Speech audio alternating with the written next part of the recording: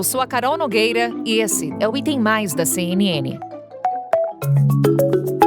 Tivemos em São Paulo um evento simbólico, que a prefeitura chamou de virada da vacina. Um evento simbólico, para marcar, então, a finalização da vacinação dos adultos. Então, vieram 4 meninas de 18 anos, todas elas com o nome Esperança, como primeiro nome ou como sobrenome, e que foram vacinadas pela Mônica Calazans, a enfermeira, a primeira pessoa vacinada contra a Covid-19 no Brasil. Na oportunidade, tivemos o fechamento de um primeiro ciclo de vacinação no estado. São Paulo atingiu a marca de mais de 98% dos adultos vacinados com a primeira dose dos imunizantes contra a Covid-19. E aos poucos, a vacinação no Brasil começa a avançar. Quando a gente fala de 57% da população com primeira dose, a gente está falando de população geral, tá? Pessoas de todas as idades. Agora eu vou trazer alguns dados enquanto a gente fala de população adulta, pessoas com mais de 18 anos. São 75% dos brasileiros que já receberam aí a primeira dose de algum dos imunizantes contra a Covid-19 e temos também cerca de 33% dos brasileiros neste momento completamente imunizados, ou seja, com o imunizante de dose única ou então com as 2 doses de algum imunizante contra a Covid-19. Enquanto a vacinação avança, aumenta a possibilidade de retomada e reabertura de uma série de atividades. A ideia é que essa retomada aconteça de forma segura.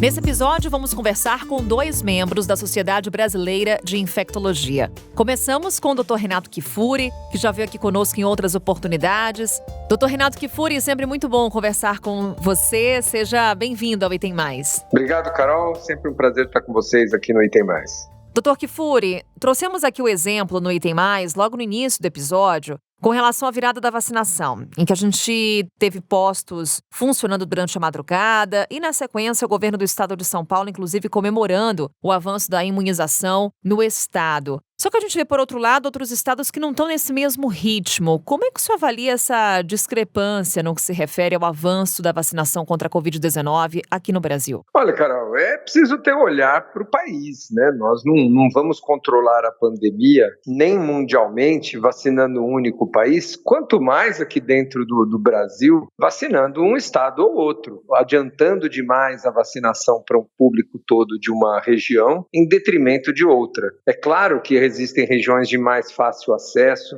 é claro que existem sistemas de saúde mais organizados, geografias diferentes que favorecem o acesso da população às vacinas. Então, é natural que a gente tenha avanços e maiores facilidades em estados do que outros, inclusive por conta de recursos. Agora, não se pode fechar os olhos para as condições de alguns estados que têm dificuldade de alcançar a cobertura e deve sim ser privilegiado o princípio da equidade, que o SUS é regido. Nós temos que dar direitos a todos os brasileiros, condições melhores a quem tem menos possibilidades. Então, disputar na justiça, querer tirar doses de estados que estão com dificuldades de vacinar sua população para acabar mais rápido, para avançar, para chegar primeiro, mas isso não é uma corrida para chegar primeiro em lugar nenhum. Nós precisamos chegar juntos. O Brasil precisa vacinar toda a sua população adulta, vacinar todos com a segunda dose, para depois pensar em avançar em outros grupos. É muito ruim para o país. Temos locais vacinando, essa semana mesmo, 3 capitais vacinando indivíduos de 30 anos de idade, enquanto outros estados já estão vacinando os menores de 18 anos de idade. Isso não é igualdade, isso não é equidade para o país. Então, o senhor traz já um ponto importante com relação ao tema desse episódio, que é a vacinação de crianças e adolescentes. Coronavac, por exemplo, a Anvisa rejeitou a possibilidade nesse momento de aplicação da vacina em menores de 18 anos, porém, vacina da Pfizer, há estudos avançados no que se refere à aplicação desse imunizante nesse público. Mas pelo que o senhor me fala, doutor, estamos diante de um debate ético-científico, ou seja, como ainda alguns estados estão engatinhando no que se refere à imunização contra a Covid-19, na sua avaliação, por uma questão ética, não seria o momento de vacinar esse público, crianças e adolescentes, nesse momento? Olha, Carol, eu acho que a vacinação de adolescentes e de crianças é necessária, embora não seja o grupo prioritário, porque eventualmente eles adoecem com muito menor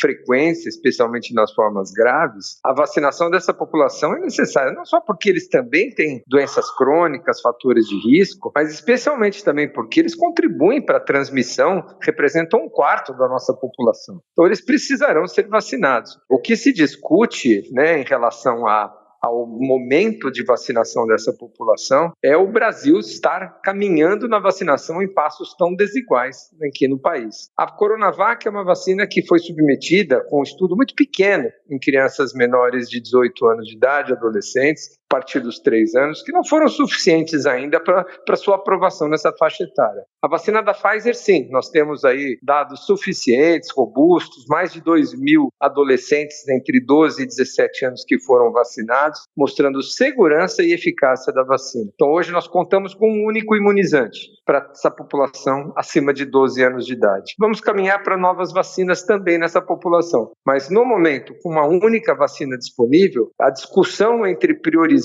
primeira dose de quem não tomou, segundas doses, ainda que precisamos dar para muita gente, nós temos 1/3 só da população com 2 doses. E, eventualmente, discutir terceiras doses e revacinação de outros grupos são prioridades que a gente acaba tendo que fazer num cenário ainda de restrição de doses. Seria muito bom se nós tivéssemos doses suficientes aqui dentro do Brasil para vacinar todos os adolescentes de risco, para vacinar todos com a segunda dose, para vacinar os mais vulneráveis que respondem pior à vacina com uma terceira dose e para incluir também os adolescentes saudáveis. Então essa discussão de oferecermos terceira dose, oferecermos vacina para adolescentes saudáveis antes de vacinar os grupos prioritários é absolutamente válida. Eu acho que é uma discussão que deve ser feita sim. Nós temos que organizar, equilibrar a vacinação no país para que todos tenham acesso a uma vacinação completa. Não se pode privilegiar um estado ou outro que está mais avançado ou porque ele tem mais recursos.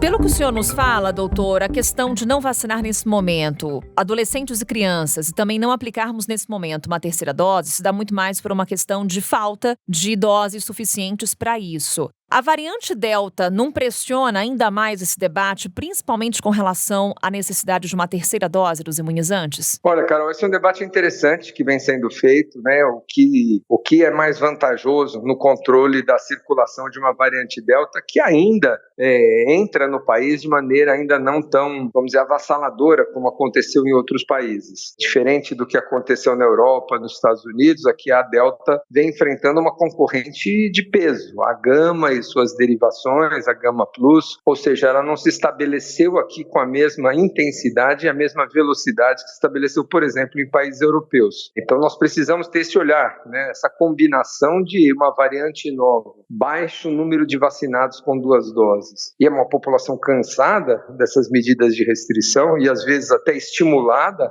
a aglomerar pelo relaxamento dessas medidas, é uma combinação muito perigosa. Então agora, entre vacinar, de novo, né, num cenário de restrição de doses, né, Carol? Você vacinar com segunda dose o maior número de pessoas ou iniciar terceira dose ou outros grupos prioritários, é uma decisão nem sempre muito fácil de tomar. É claro que a gente tem que ter o olhar nos grupos mais vulneráveis, mas nós precisamos conter, né, a variante, a disseminação da variante, que a gente sabe que o melhor resultado são os indivíduos protegidos com 2 doses. Então, nós precisamos terminar esse esquema de segunda dose de boa parte da população que só tem uma dose.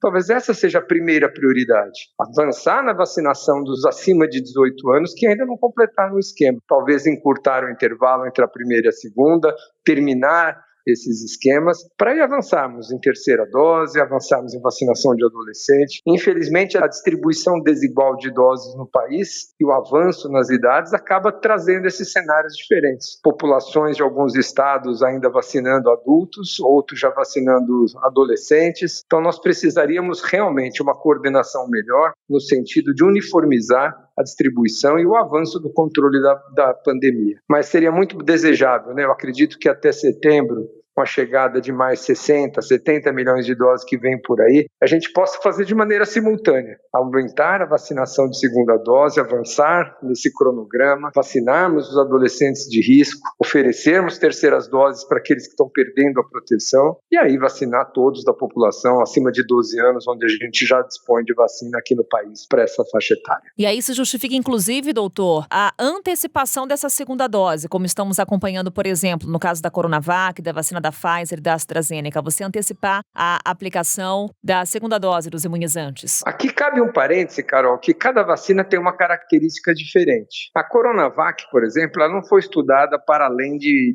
28 dias de intervalo. Então, nós sabemos que vacinar com 14 ou com 28 dias, a melhor resposta se dá com 28 dias. Eu não recomendaria antecipação de intervalo entre a primeira e a segunda dose da Coronavac, porque 28 dias é um intervalo melhor do que 14 dias. Da AstraZeneca, nós temos dados suficientes mostrando que 8 a 12 semanas, ou seja, 2 a 3 meses de intervalo, tem o mesmo efeito. Menos do que 2 meses, a vacina protege menos também. Então, um intervalo recomendado de 2 a 3 meses poderia ser antecipado para 2 meses o intervalo. Com a vacina da Pfizer, nós temos menos dados, mas os estudos são também muito convincentes, mostrando que 8 semanas é um bom intervalo. Então, eu acho que a recomendação que São Paulo, por exemplo, vem fazendo de 8 semanas para Pfizer e AstraZeneca, de 3 meses para 2 meses, é um bom intervalo, permite um escalonamento. Se a gente também diminuir para tempos mais curtos, o número de indivíduos a serem vacinados seria muito grande, então não seria possível vacinar todos, e a gente adiantaria em 1 mês esses intervalos, mas eu não mexeria no intervalo da Coronavac, porque os dados são inequívocos, mostrando que 1 mês é melhor do que 14 dias. Doutor Renato Kifuri, trazendo todas as explicações que precisamos nesse momento. Sempre um prazer conversar com você, doutor. Eu que agradeço, Carol. Obrigado pelo convite mais uma vez. Uma boa semana a todos. O outro ponto que destacamos no Item Mais também é alvo de debates da comunidade científica: a vacinação de adolescentes entre 12 e 17 anos. O governo de São Paulo pretende vacinar adolescentes de 12 a 17 anos já a partir de agosto. O governador João Dória pretende então começar a vacinar adolescentes já no dia 23 de agosto. Começaria essa vacinação nessa faixa etária, que já é permitida pela Anvisa apenas com a vacina da Pfizer. É importante a gente ressaltar. Em contraponto, a Anvisa decidiu que não é possível autorizar a aplicação da Coronavac em crianças e adolescentes de 3 a 17 anos, como havia solicitado o Instituto Butantan. A decisão foi unânime. Os 5 diretores, entre eles o presidente da Anvisa, entenderam que a Coronavac não pode ser aplicada em menores de 18 anos, por não haver dados suficientes para mudança na bula. Na segunda parte desse episódio, eu converso com Leonardo Weismann. Ele é médico infectologista do Instituto Emílio Ribas e consultor da Sociedade Brasileira de Infectologia. Vamos conversar então, doutor, para traçar esses panoramas com relação à Covid-19. Seja muito bem-vindo ao Item Mais. Oi, Carol, muito obrigado pelo convite e pela oportunidade de estar aqui com vocês, esclarecendo a população. Doutor, o que sabemos sobre vacinação de crianças e adolescentes nesse momento? O que temos já de estudos científicos que garantem, por exemplo, segurança e eficácia da vacina contra a Covid-19 nesse público? No momento, nós temos muito pouco a respeito de vacinação em crianças. O que se sabe hoje são experiências de imunizações anteriores. E os estudos que nós tivemos no passado mostram que crianças podem responder melhor à vacinação se comparado com indivíduos maiores. Mas, em relação à Covid-19, hoje o único país que começou a vacinar as crianças a partir dos 3 anos de idade é a China. Não é uma experiência que vários países já tiveram vacinação de crianças. Não, só está na China e mesmo assim não há dados de quantas crianças já foram vacinadas até o momento. Então é necessário muita calma nesse momento antes de se afirmar qualquer coisa em relação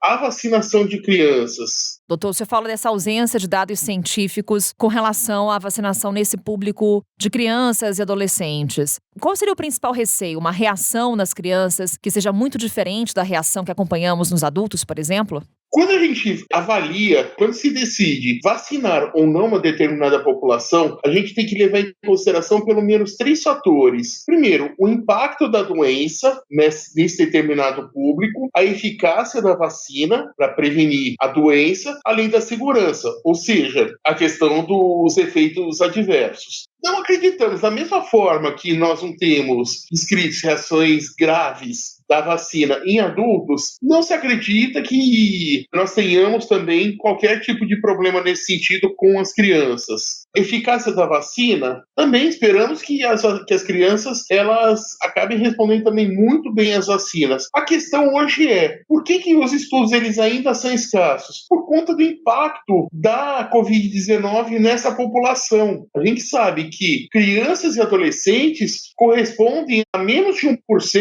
das vítimas da Covid-19. Tá? Essa faixa pediátrica pode ficar doente? Pode acontecer também de ter formas graves. Só que o mais comum é que as crianças e adolescentes apresentem formas menos graves da doença, manifestem formas assintomáticas ou formas com sintomas muito leves, praticamente sem maiores consequências, que é bem diferente do que acontece em pessoas de maior idade. Ou seja, não se justificaria a imunização, ou pelo menos a pressa para imunizar esse público. Exatamente, não dá pra gente falar em pressa para vacinar as crianças agora. É importante, vai ser importante vacinar as crianças? Com toda certeza, vai ser ótimo quando a gente conseguir vacinar toda a população, independente de idade. Só que nós estamos ainda na pandemia, nós precisamos controlar a pandemia. E aí, como é que nós vamos conseguir reduzir o número de casos e de hospitalizações e de óbitos, atingindo o público-alvo, aqueles que realmente evoluem de uma forma pior, que são os adultos jovens e os idosos. O senhor destacou bastante aqui na nossa conversa, doutora, a ausência de dados científicos com relação à imunização de crianças e adolescentes. E foi justamente a falta de dados que fez com que a Anvisa não autorizasse a aplicação da Coronavac em crianças e adolescentes. Quais são os dados necessários nesse momento para a Anvisa, por exemplo, fazer essa liberação? Olha, eu acredito que, além dessa questão da falta de dados para liberação, eu acredito que também a nossa Agência Nacional de Vigilância Sanitária, Anvisa, esteja preocupada também com o quê? Com a quantidade de vacinas que o país tem hoje, tá? Nós sabemos que, mesmo com esse avançar da vacinação, hoje a gente ainda tem lugares e momentos que tem falta de vacinação, tá? Então, eu não sei se é só essa questão da falta de dados ou também a questão do planejamento acabou pesando nessa decisão. Então vamos falar mais de planejamento, doutor. A gente, quando olha os índices de vacinação no Brasil, eles estão avançando, porém ainda num ritmo lento na sua avaliação? Sim, o ritmo ele ainda é lento, não dá para a gente comparar ainda o que acontece no Brasil hoje com o que nós temos em outros países, tá? Por que a gente tem que pensar nisso? Tudo bem que o Brasil ele é um país com dimensões continentais, mas existem alguns fatores importantes aí nessa história. Primeiro, o Brasil demorou muito para comprar vacina, então já começou atrasado. O começo da campanha foi um verdadeiro desastre. Não parecia nem o Programa Nacional de Imunizações, que é respeitado mundialmente. Mesmo hoje, como a gente falou, ainda há momentos que faltam vacinas e nós temos incertezas no planejamento. Temos que levar em consideração a falta de campanhas oficiais do governo falando da importância da segunda dose ou motivando a população a tomar a segunda dose da vacina. Busca ativa por quem já tomou a primeira dose, você praticamente não vê, não existe. Também nós temos, colaborando com tudo isso, tempos muito longos entre as duas doses. Por exemplo, a bula da AstraZeneca coloca que o intervalo entre 4 e 12 semanas. O Ministério da Saúde acaba adotando 12 semanas, pensando só que vacinou a primeira dose, então tá bom. Não, assim, o ideal é que a população esteja vacinada com as duas doses. E para completar, infelizmente, nós temos a desinformação, fake news, os fura-filas e os chamados sommeliers de vacina, né, que são aqueles que atrasam o início da vacinação ou que vão em busca de algumas alternativas para tomar um imunizante de uma marca. Então, se nós somarmos tudo isso, vai acabar culminando no número que nós temos hoje, tá? Nós temos mais 50% da população vacinada com a primeira dose, tá? Que é comparado a países como, por exemplo, os Estados Unidos. E tem um número de pessoas vacinadas com a primeira dose próximo disso. Agora, a porcentagem de pessoas vacinadas totalmente imunizadas com as duas doses ou com a dose única não chega a 1/4 da população. Hoje é de menos de 25%. Então, hoje, o percentual de imunizados no Brasil, a gente pode considerar que está baixo, sim. Diante desse ritmo lento, com esse percentual baixo, doutor, a gente consegue traçar uma projeção do nosso futuro? Quando é que a gente terá um país com a marca de 75% da população imunizada contra a Covid-19, ou seja, com um ciclo de imunização fechado, com as 2 doses completas? Olha, Carol, essa é uma pergunta difícil de ser respondida. Se nós continuarmos com o cenário atual, não tivermos mudanças, não tivermos realmente uma aceleração na vacinação, um planejamento adequado, sem falta de vacina, sem campanha, sem nada, eu acho difícil que a gente consiga alcançar essa meta antes do final do primeiro semestre de 2022. Também um outro debate que se faz agora nesse momento, não só no Brasil, mas no mundo, é com relação a uma terceira dose da vacina contra a Covid-19. Também sobre esse ponto, o que já sabemos. Existem estudos que falam que provavelmente será necessário fazer uma terceira dose. Agora, quando será necessário? Se é necessário que se faça com a mesma vacina? São detalhes, são questões que a ciência ainda não tem a resposta exata. Então, essa questão da terceira dose precisa ainda de mais estudos para poder fornecer respostas concretas. Quais são as vacinas, doutor, que nesse momento no mundo já são aplicadas uma terceira dose? Falamos muito, por exemplo, dos Estados Unidos agora caminhando para a aplicação de uma terceira dose. Quais são as vacinas que por lá teriam essa terceira aplicação? Então, por enquanto, o que se fala na terceira dose fora do país, pensa-se na vacina da Pfizer, ainda fala-se em fazer uma terceira dose, porém, como eu disse a você, ainda os estudos são controversos, nós ainda não temos dados reais sobre isso. Aqui no Brasil, fala-se sobre a possibilidade de terceira dose com a Coronavac, mas ainda é preciso muita cautela sobre isso. Vamos pensar primeiro em vacinar adequadamente a população com as 2 doses para pensar no reforço posteriormente. Doutor, ainda olhando para o futuro, traçando aqui algumas projeções, estamos acompanhando, conforme a vacinação avança, estados e cidades flexibilizando as medidas restritivas. Esse é o momento? De maneira nenhuma. Entendeu? É extremamente precipitado falar em grandes flexibilizações agora. A flexibilização ela deve acontecer de forma progressiva, tá? De uma forma gradual. A pandemia ela ainda não acabou. Dizer que a população não precisa usar máscara é um grande absurdo isso. Mesmo as pessoas vacinadas devem continuar usando máscaras. Aquelas recomendações que nós especialistas e vocês da imprensa vem falando desde o começo da pandemia, como distanciamento físico, uso de máscaras, higiene frequente das mãos, ambientes arejados, enquanto nós não alcançarmos a imunidade coletiva, ou seja, 70%, 80% da população totalmente vacinada, não dá para a gente pensar em deixar de lado essas regras. Tá? Então, nós precisamos continuar com a vacinação e essas outras regrinhas de ouro que vem sendo falados há tanto tempo. Vamos nos vacinar, usar máscara, nos proteger, doutor. Muito obrigada por essa conversa, por tirar todas as nossas dúvidas. Seja sempre muito bem-vindo ao Item Mais. Eu que agradeço e fico à disposição de vocês sempre que precisarem. Vacina, máscara, isolamento social. Não podemos relaxar. Ainda estamos vivendo a pandemia da Covid-19. Nos vemos amanhã. Até lá.